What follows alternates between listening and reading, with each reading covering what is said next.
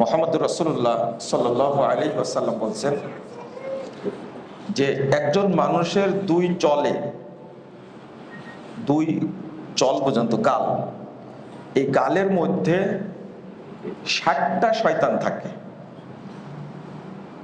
যখনই সকালে উঠে সে আল্লাহর জন্য কিছু সাদকা করে, তখনই এই 60টা শয়তান মুখ থেকে পালিয়ে যায়। আশ্চর্য ব্যাপার হলো যে এই শয়তান তাড়ানোর জন্য কোনো ইবাদত নাই, শুধু একটা ইবাদত, এই সাদাকা করা, ইনফাক। আমার এটা বলার উদ্দেশ্য হলো একটা শয়তানের সাথে পারাই মুশকিল, সেখানে দুই গালে লুকিয়ে থাকে কয়টা? 60টা, 60। তাহলে একজন মানুষ মুখ দিয়ে কেন মিথ্যা কথা বলবে না? একজন মানুষ কেন বিপথে যাবে না?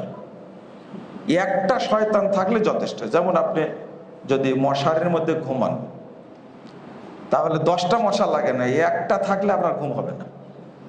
এটা স্বাভাবিক একটা বিষয়। সেখানে শয়তান থাকে এক মানুষের গালে 60টা, আর শিরা উপশিরা যে কয়টা থাকে এটা তো আল্লাহ রাসূল বলেননি, এটা জানা যায় না। তো দিবস বাদ দেন, আপনি আপনার এই জাহেলিয়াত বাদ দেন, ওই কক্সবাজারে যাচ্ছেন আপনি পরিবার সহ নোংরামি করার জন্য, এগুলো বাদ দেন। বিবাহ বাদ দেন, এই যে বিবাহের যে অনুষ্ঠান এখন নোংরামি, আস্তাগফিরুল্লাহ, এইগুলো যে বাদই রাখেন, শুধু নিজেরটা চিন্তা যদি করি যে এতগুলো শয়তান থাকে, তাহলে আমাকে আপনাকে শয়তান থেকে বাঁচার জন্য কোন পথ অবলম্বন করা উচিত? মুহাম্মদুর রাসূলুল্লাহ সাল্লাল্লাহু আলাইহি ওয়াসাল্লাম বলছেন, মসজিদে আসার সময় যে ব্যক্তি বলবে, মসজিদে ঢোকার সময়, আউযু বিল্লাহিল আযীম ওয়া বিওয়াজহিল কারীম ওয়া সুলতানিল কাদিম মিনাশ শাইতানির রাজীম, এই দোয়াটি যখন কেউ পড়ে, ফাকালা শাইতান, তখন শয়তান নিজেই বলে,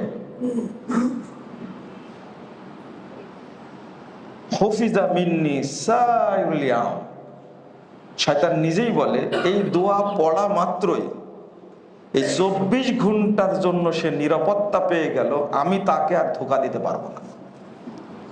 শয়তানের যেমন পাওয়ার আছে, তেমনি এই শয়তান থেকে হেফাজতের জন্য আল্লাহ ব্যবস্থাও করেছেন। আপনারা এই দোয়াটা শুধু মসজিদে আসার সময় না, এটা আমভাবে যে কোনো সময় বলতে পারেন। আউযু বিল্লাহিল আযীম ওয়া বিওয়াজহিল কারীম ওয়া সুলতানিল কাদিম মিনাশ শাইতানির রাজীম। শয়তান মানুষকে যে ধোঁকা দেয়, রাসূলুল্লাহ সাল্লাল্লাহু আলাইহি ওয়াসাল্লাম এবং সাহাবায়ে কেরাম যে দোয়াটা বলতেন, ওয়া জাহাজিম মিনাশ শাইতান, আপনি একটা জিনিস ভুলিয়ে দিয়েছে, ভুলিয়ে গিয়ে দিয়েছে, মা আনসানি ইল্লা শাইতান, আল্লাহ কোরআনের মধ্যে বলে দিয়েছেন শয়তানই ভুলিয়ে দিয়েছে। সালাতের ওয়াক্ত হয়ে গেছে, বুঝবেন এর শয়তান ভুলিয়ে দিয়েছে। আর শয়তান মানুষের মধ্যে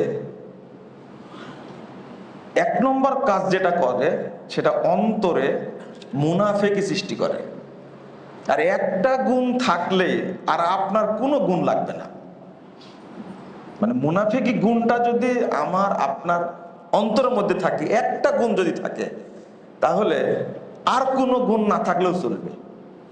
মুনাফিক গুণটা এত খারাপ গুণ, এর দ্বারা সব কাজ সম্ভব, আর এইটাই ও অন্তরে বাসা বাঁধে। এই জন্য অধিকাংশ সময় আমাদের অন্তরে ঈমান থাকে না, কারণ যেখানে মুনাফিকি থাকে সেখানে তো আর ঈমান থাকবে না, এটাই স্বাভাবিক। ঈমান হলো পবিত্র, আর নিফাকটা কি? অপবিত্র। যে তাওহীদ পবিত্র, শিরকটা কি? অপবিত্র। তো ঈমান আর নিফাক দুইটাতে একসঙ্গে জমা হওয়ার প্রশ্নই আসে না। আপনারা বিশেষ করে রমাজানের পরে এই আলোচনাটা কেন করছি?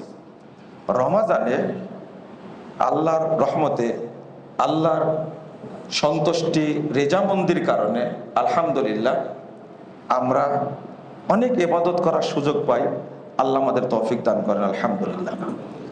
এর পরেও যাবতীয় অন্যায়, যাবতীয় খারাপি, যাবতীয় নোংরামি চলে আসে আমাদের মধ্যে।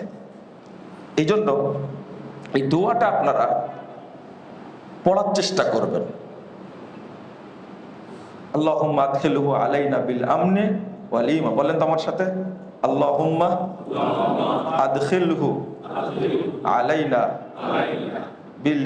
বিল আমনি ওয়াল ঈমানি ওয়াস সালামাতি ওয়াল ইসলাম জাওয়াজিম মিনাশ শাইতান ওয়া রিদওয়ানিম মিনার রহমান।